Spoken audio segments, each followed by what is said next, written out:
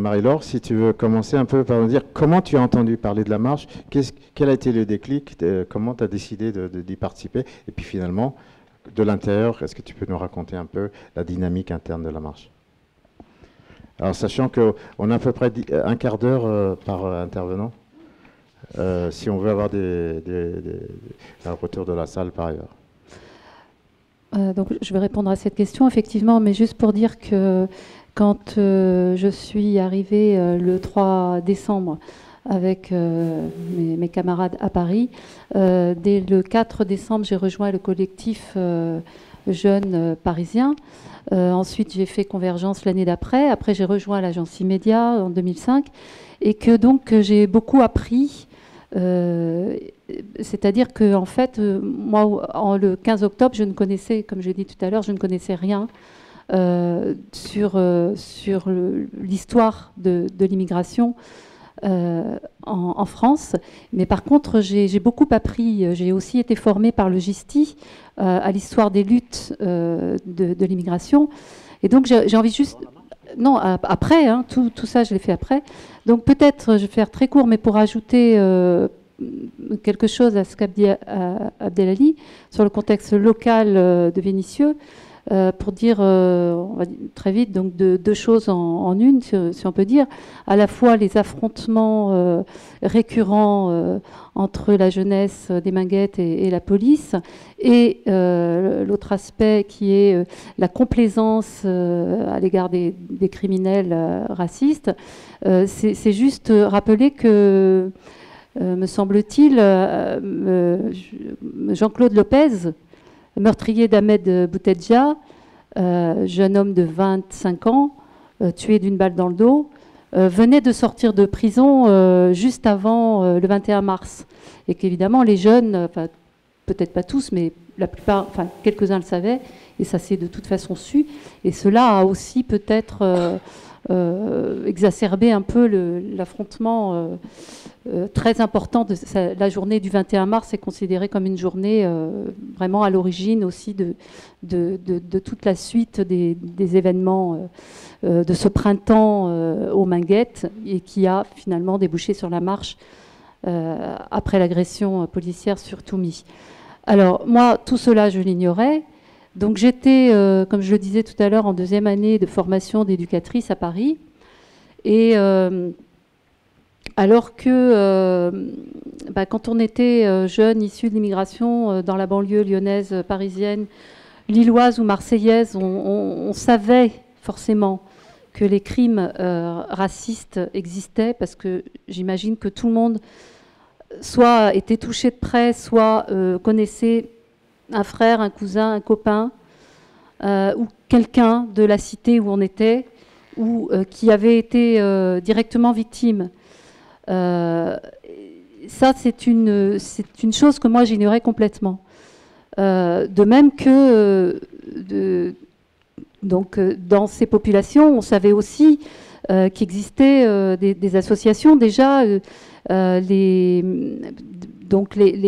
jeunes se mobilisaient contre les crimes racistes, justement, ou contre les expulsions, comme il l'avait fait aux Minguettes dès 81.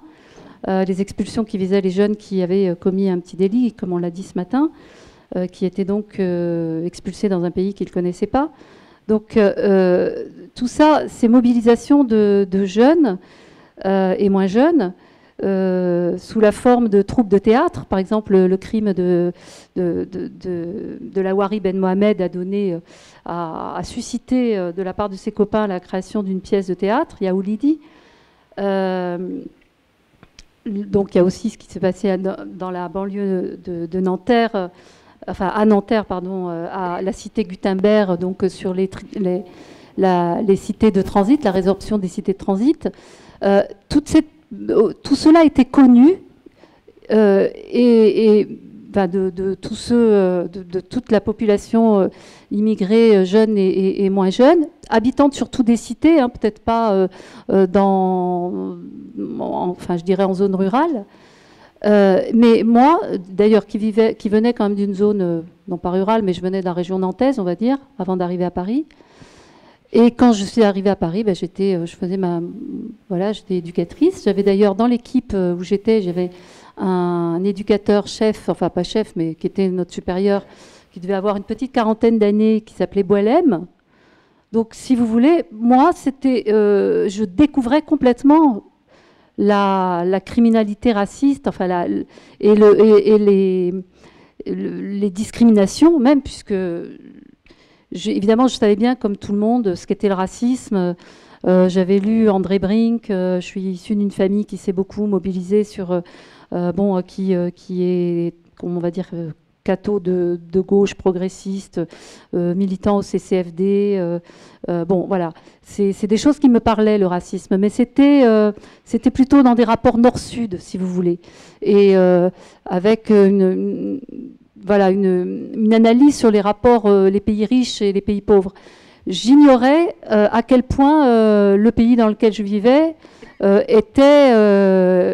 reflétait aussi cette inégalité, le monde inégalitaire entre les rapports nord-sud.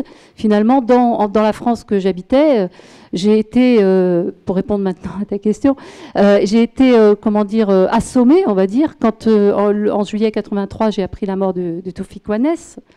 Et que donc la grande presse a commencé à parler de ce crime, puisque vous savez que Tofik Wanès n'avait que 9 ans. Et bien, à l'occasion de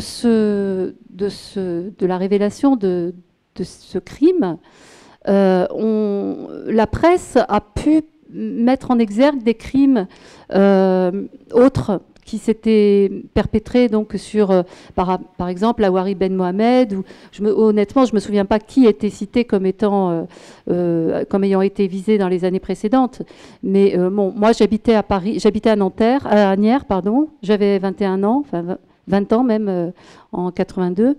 Je suis arrivée en octobre 82 et en novembre 82, il me semble que c'est en novembre 82 que Abden Bigemia, donc à Nanterre, juste à côté d'où je vivais, a été tué aussi par un résident, une cité pavillonnaire voisine. Donc moi, quand je sais ça en 83, je me dis mais c'est pas possible, c'est quoi ce pays où je vis et où on peut mourir quand on a l'âge que j'ai? Et qu'on est un jeune qui vit, qui cherche à travailler, qui fait des études, qui aspire à tout ce à quoi on aspire quand on a 20 ans. Et ça m'a, je dois dire, vraiment bouleversée. Et puis aussi, je pense que, parce que des fois, les gens ne comprennent pas toujours, ils se disent, mais comment se fait-il, toi, française, pourquoi tu... mais tout simplement parce que quand on est, à cet âge-là, appelé à avoir une vie qu'on ne connaît pas, qu'on ne sait pas ce qu'elle va être, la réalité de ce pays, c'est celle qu'on connaît maintenant et on pouvait l'imaginer puisque les jeunes étant nombreux à être d'origine étrangère, c'était ceux qu'on allait voir. À moi, rien ne disait que j'allais pas, je sais pas, tomber amoureuse de quelqu'un dont les parents étaient algériens ou marocains. Et pourquoi pas? C'était des probabilités complètement, puisque c'est la réalité. C'est ce qui s'est passé quand vous êtes jeune. Votre avenir, enfin moi, je le sentais vraiment que c'était que notre avenir était lié, et à tel point que c'était comme une évidence pour moi de me sentir concernée. Voilà. Donc ça, c'est un peu la réponse à ta question. Oui, je me suis sentie vraiment concernée, c'est-à-dire au premier chef. Alors évidemment pas en tant que personne potentiellement victime, parce que j'avais bien compris que ceux qui étaient victimes étaient ceux qui avaient un look particulier ou un nom particulier ou qui vivaient dans certaines zones. Et je n'en présentais pas les caractéristiques, donc je l'avais bien compris. Mais je n'étais pas là non plus en soutien. J'étais là vraiment parce que il s'agissait d'un avenir commun, c'est-à-dire que cette non-discrimination nous concerne tous. Voilà, je n'ai jamais fait une bonne action. Voilà, c'est important de le dire. Donc le pourquoi c'est celui-là. Bon, en plus, donc à Marseille, donc je parle d'Abdel Bigemia parce qu'il était à Nanterre, moi je vivais à Asnières, on avait le même âge.